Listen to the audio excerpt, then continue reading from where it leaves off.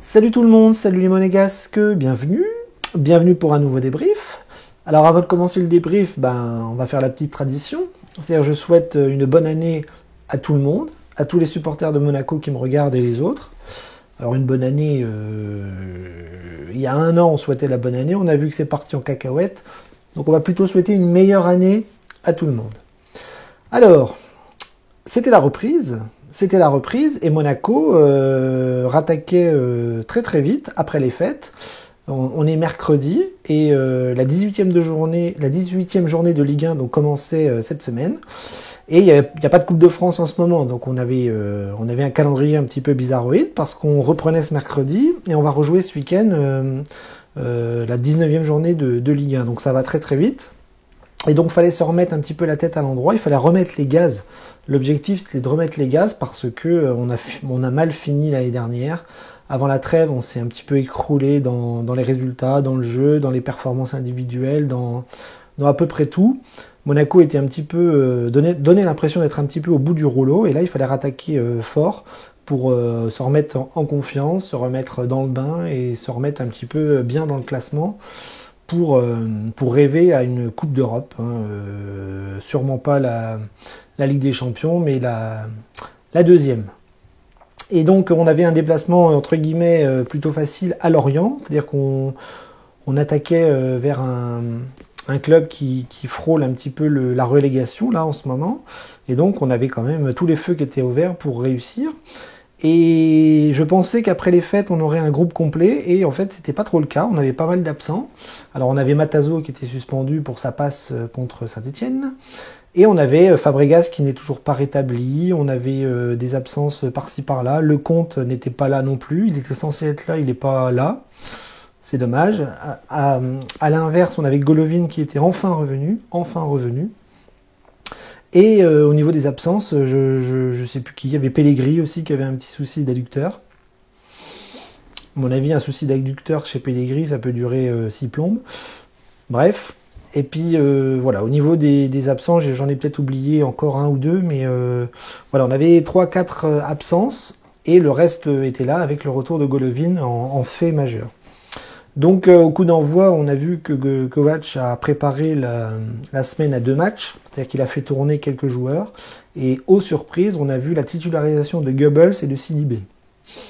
Bon, c'est pas très folichon tout ça, c'est pas très excitant, mais en tout cas, on a vu que dans le 11 de départ, on avait ces deux-là qui étaient rentrés dans l'équipe, et sinon le reste, on avait un petit peu l'équipe type avec ce 4-4-2, Manon donc dans les buts, Aguilar, Sidibé, Badiachil, Dissassi, Fofana, Tchouaméni, ça bouge pas, Gelson et Goebbels donc sur les côtés, et devant Voland, Ben Yedder. Donc voilà, donc l'équipe était un petit peu modifiée, il y avait des absences importantes, et puis on espérait surtout une entrée de Golovin pour nous raviver un petit peu notre flamme. Bien, on va parler un petit peu du match, parce que je vous ai donné l'équipe, je vous ai donné les objectifs, et on va pas tourner autour du pot. Voilà, on a gagné. On a gagné 5-2 à Lorient, et on va voir que ça a été un match un petit peu, comme d'habitude, très paradoxal, très changeant au niveau de la prestation. Après, il y a eu des faits de jeu et des faits de match qui ont tourné en notre faveur, pour une fois. Mais on va analyser la première mi-temps qui, pour moi, a été catastrophique. Catastrophique. C'est-à-dire que j'ai retrouvé un Monaco mauvais, un Monaco vraiment à côté de la plaque dans tous les domaines. On a fait des fautes rapidement très dangereuses. On aurait pu se faire exclure dès l'entame de match, pardon. Je pense à Sidibé, je pense à Gelson Martins qui ont fait des fautes un peu ridicules. Et très vite, on a vu que dans le jeu, on n'arrivait pas à grand-chose. C'est-à-dire que c'est Lorient qui nous a pressés, c'est Lorient qui nous a poussés, c'est Lorient qui a essayé de nous faire chier. Et on n'arrivait absolument à rien. Et très très vite, on a réussi à ouvrir la marque par accident, parce que c'est sur un corner que Lorient fait n'importe quoi derrière, et Dissassi se retrouve avec le ballon dans les pieds, il a juste à la mettre au fond. 1-0 pour Monaco. Mais dans le jeu, on voit que c'est poussif, que c'est laborieux, que les attaquants n'y arrivent pas, que les milieux de terrain n'arrivent pas à garder le ballon, que défensivement on fait des bêtises, qu'on n'est pas serein et que on galère. Et ça a été très très vite dans le match, c'est-à-dire qu'on n'a pas dominé le début de match, on a fait des bêtises, on a été maladroit, on a été dans beaucoup d'erreurs, des passes à l'adversaire, voilà, un fond de jeu totalement absent, un pressing ridicule, enfin on n'était pas bon. Et en fait, à l'image de ce que je suis en train de dire, on prend l'égalisation lorientaise très très rapidement, parce que sur une perte de balle de Fofana, on redonne le ballon à l'adversaire, à l'attaquant de Lorient qui part au but. On a deux défenseurs sur un joueur de Lorient, on est incapable de l'arrêter, et le joueur de Lorient arrive à frapper dans la cage et la met au fond. Et donc un partout. Et pendant toute la première mi-temps, ça va être du grand n'importe quoi. Zéro fond de jeu, zéro technique. On était friable à tous les niveaux. Défensivement, on n'était pas bon. Au milieu de terrain, on n'arrivait à rien. On n'arrivait pas à garder le ballon, on n'arrivait pas à construire. Et devant, on était fantomatique. À l'image de Volland et de Ben Yedder qui n'ont pas été du tout mis en avant dans cette première mi-temps. Donc ça a été laborieux. J'étais très en colère de voir à quel point on galérait dans le jeu face à un Lorient qui est censé nous être inférieur. Je suis désolé, ils sont au fin fond du classement, ils sont nuls à chier depuis le début de la reprise de la Ligue 1. Et nous, on arrive là-dedans avec des joueurs qui mettent pas un pied devant l'autre, qui font n'importe quoi, qui se font peur, qui perdent des ballons, bref, toute la panoplie d'une équipe qui ne va pas bien, qui n'a pas le moral, qui n'a pas le football, qui n'a pas du tout d'automatisme et qui n'arrive pas à trouver des occasions, quoi, tout simplement. Être sérieux derrière et être dangereux devant, quoi. Et tout ça, ça fonctionne pas. Donc j'étais quand même très très inquiet à la mi-temps, un partout, et je me dis que si on fait la même deuxième mi-temps, on va se faire surprendre et on risque de faire une contre-performance à Lorient, qui aurait été absolument lamentable. Donc la deuxième mi-temps reprend, et là les dieux vont être en notre faveur, puisque sur une perte de balle de Lorient, Gelson Martins part au but, et est retenu par le callback par un défenseur de Lorient qui est expulsé par monsieur l'arbitre. Donc là, Lorient se retrouve à 10, et là, c'est les portes ouvertes pour nous. Il faut en profiter, il faut arriver à appuyer là où ça fait mal, et c'est là qu'on va sûrement marquer un but, voire d'autres. Et puis finalement, à 10 contre 11, on voit que Monaco se cherche, tourne un petit peu en rond, récupère le ballon, enfin. Donc forcément, à 10 contre 11, c'est un petit peu plus facile de garder le ballon. Et on arrive quand même à être un petit peu plus dangereux qu'en première mi-temps. Malheureusement, il aura fallu cette expulsion. Donc Monaco récupère le ballon. Kovac commence à faire des changements un petit peu... il avait même fait les changements à la mi-temps, mais il y avait Maripane qui était rentré, et il y avait Sofiane Diop. Voilà. Et là, on a vu que Sofiane Diop, lui, il sait jouer au foot, contrairement à d'autres. Alors la sortie de Maripane, je ne sais pas trop ce qui s'est passé. Est-ce que Dissassi a un petit souci de santé? Est-ce qu'il a été préservé pour le match de ce week-end? Parce que je vous ai dit qu'on enchaînait ce week-end. Donc les changements de Kovac font que à 10 contre 11, ça va mieux. Et on commence à se créer des occasions. Et en fait, ce qui devait arriver arriva. C'est-à-dire que Golovin rentre. Changement. Golovin à peine rentré. Premier ballon, frappe, but. Exceptionnel pour lui, exceptionnel pour nous, exceptionnel pour Monaco. Donc là, on se retrouve à 2-1, et là, normalement, ça va dérouler, ça va bien se passer, et on va dominer le match. Eh ben non, la deuxième mi-temps continue, et sur un coup franc, sur une erreur défensive, il y a un coup franc pour Lorient qui frappe, et Manon la repousse mal, et dans les pieds d'un joueur de Lorient qui arrive à la mettre au fond, 2-2. Alors là, à 10 contre 11, 2-2, ça devient vraiment agaçant, parce qu'on voit bien que les lacunes sont toujours là, malgré qu'on est en supériorité numérique. Et puis très très vite, on arrive à mettre le troisième but sur un long ballon devant, avec une super tête de Volland, qui met un super lob sur Nardi, 3-2.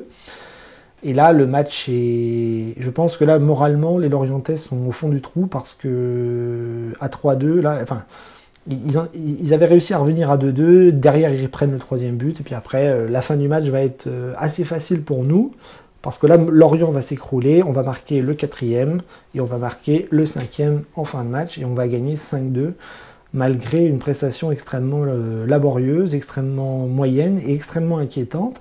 Parce que la première mi-temps, pour moi, reflète un petit peu ce que ne doit pas être l'AS Monaco. C'est-à-dire une équipe qui galère, une équipe qui fait des erreurs, une équipe qui n'arrive pas à se trouver, une équipe qui presse mal, une équipe qui se fait peur dans tous les domaines et une équipe qui n'arrive pas à être dangereux avec des attaquants qui sont fantomatiques à l'image de Ben Yedder. Voilà, donc ça c'est mon analyse du match. Ça a été bien compliqué en première mi-temps et en deuxième mi-temps, il y aura eu un miracle avec une expulsion et un match qu'on se sera rendu du coup un peu plus facile. Alors, on va analyser un petit peu les joueurs parce que ça a été un petit peu les montagnes russes ce soir.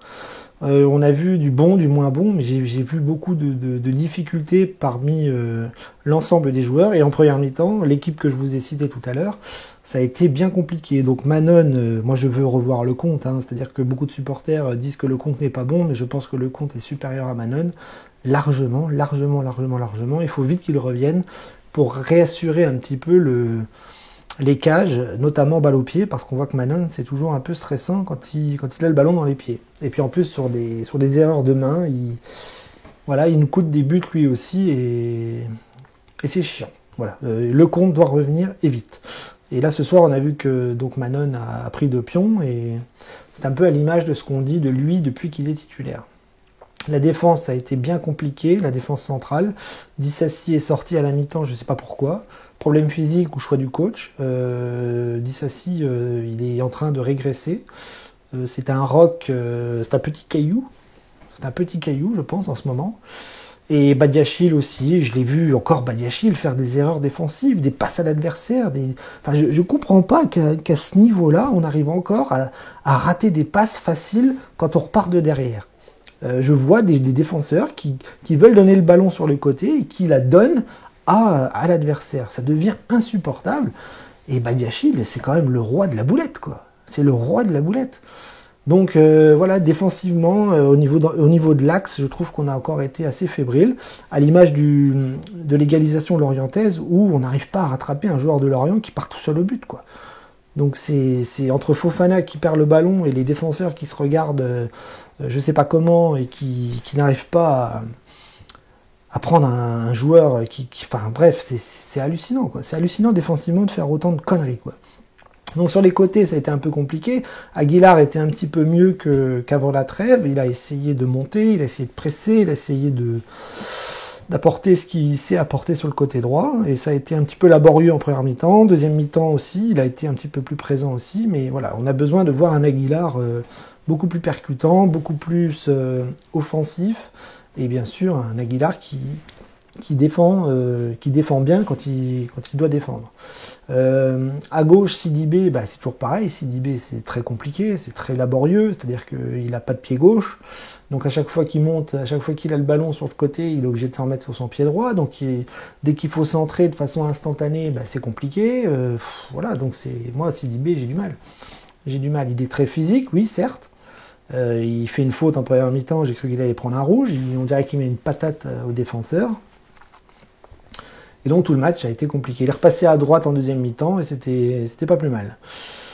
Donc voilà, une défense en grande difficulté en première mi-temps. Deuxième mi-temps, c'était un petit peu plus facile, avec notamment l'entrée de Maripane qui a eu un match un petit peu plus simple. Il a même eu des occasions sur les coups de pied arrêtés et il a même marqué un but. Donc c'est très bien pour lui. Est-ce qu'on va le vendre ? Je sais pas. Mais la défense a été en grande difficulté pendant pas mal de minutes. Milieu de terrain, je trouve ce milieu de terrain totalement inexpérimenté et inefficace. On va peut-être me dire que j'ai tort et qu'on trouve des qualités à Tchouaméni et à Fofana, mais je trouve que c'est un milieu de terrain qui n'arrive pas à sécuriser, à produire du jeu, à faire le lien entre la défense et l'attaque. C'est toujours un peu compliqué. Fofana qui perd des ballons et ça nous coûte des buts. Tchouaméni qui récupère des bons ballons souvent, mais qui est dangereux, qui fait des fautes, qui est toujours au bord du carton rouge ou du carton jaune. C'est pas sécure. C'est un milieu de terrain qui, moi, ne me sécurise pas et qui me prouve aussi que quand c'est des grands rendez-vous, des grands matchs, ben ces deux-là sont pas au rendez-vous. Et ce soir, on a vu que c'était pas la sécurité sociale. Donc moi, ça m'inquiète un peu pour la suite des événements. Sur les côtés, on avait Goebbels et Gelson Martins. Gelson Martins qui a fait du Gelson Martins, c'est-à-dire très, très actif, très vivace, très, très important dans pas mal d'offensives, mais beaucoup de déchets et toujours cette faculté à aller s'empiler sur les défenseurs, à faire des mauvais choix dans la dernière passe ou dans ou dans la combinaison avec ses coéquipiers. Voilà, c'est un Gelson Martins avec beaucoup de déchets, mais qui nous apporte sur 2-3 fulgurances des offensives intéressantes. Goebbels a été totalement inexistant. Alors lui, on l'a complètement perdu depuis qu'il s'est gravement blessé. Il a du mal à revenir. Il est dangereux dans rien. Il est complètement absent dans tout, dans les offensives, dans le fait de défendre. En plus, je l'ai trouvé très très vite fatigué. On dirait qu'il a pris un peu de poids. Enfin, c'est compliqué pour Goebbels. Vraiment, c'est un joueur qui, moi, personnellement, je le prêterais ou je le vendrais à un club peut-être moins intéressant pour lui redonner un petit peu de confiance et de temps de jeu, parce que chez nous, ça risque d'être compliqué. Devant Ben Yedder et Volland, toujours la même histoire. Un Volland plus présent que Ben Yedder, c'est-à-dire que Volland a marqué, Volland a essayé de se procurer les occasions dans pas mal de gestes techniques intéressants, voilà, beaucoup plus présent que Ben Yedder, qui lui est totalement fantomatique. Et Ben Yedder, on le voit de moins en moins, il sort maintenant à chaque match. C'est compliqué pour lui, je pense que le style Kovac ne lui correspond pas et ça va être bien compliqué de le faire briller cette saison, je pense. Malheureusement, parce que c'est un joueur exceptionnel, et on l'a vu l'année dernière. Mais bon, c'est Kovac, c'est plus Moreno et c'est plus Jardim. Au niveau des entrées, là c'est le plus important, parce qu'on a vu que Golovin est rentré, que Maripane est rentré, que Diop est rentré, que Jovetic est rentré, et c'est les noms que je viens de vous citer, on a vu que ça sentait le football, ça puait le football, et Golovin nous a fait un bien fou. C'est-à-dire que lui, ça fait 4 mois qu'il n'a pas joué, il a une faim de loup. Il était à peine rentré sur le terrain qu'il marquait déjà un but. On a vu que toutes les offensives passaient par lui, des décalages, des dribbles, voilà, très très intelligent. Et oui, on peut considérer Golovin comme une recrue. Il s'est blessé à la 2e journée à Metz, et le voilà seulement qui revient. Et ça va nous faire un bien fou en espérant que c'est Gelson qui saute. Parce que pour moi, Diop et Golovin, là, dans le système de Kovac, c'est le top. Donc j'espère qu'on va garder ça et que Gelson va aller un petit peu cirer le banc et que Goebbels ne joue pas. Parce que là, pour moi, c'est Golovin et Diop qui sont les plus intéressants d'un point de vue footballistique. Jovetic aussi, c'est un petit peu fait plaisir devant. Bon, il joue pas assez, il joue pas beaucoup. Je suis pas sûr que ce soit la grande entente avec Kovac. Il va peut-être partir, il va peut-être rester, je sais pas. Mais en tout cas, ça a senti le football dans cette fin de match qui nous était beaucoup plus facile. Voilà, Caio Henrique est rentré aussi, une jolie teinture blonde, à l'image de Golovin. Peut-être qu'on aura un couloir gauche ce week-end tout blond, peut-être. En tout cas, voilà, c'était un match intéressant sur la fin. On n'a vraiment pas été bon pendant très très longtemps et après l'expulsion, ça a été un peu mieux et on s'est fait plaisir. On a joué un petit peu plus au football que ces derniers temps. Bon, l'objectif, on va dire qu'il est rempli ce soir parce que il fallait absolument 3 points à Lorient. Je veux dire, on pouvait pas penser à un autre résultat qu'une victoire.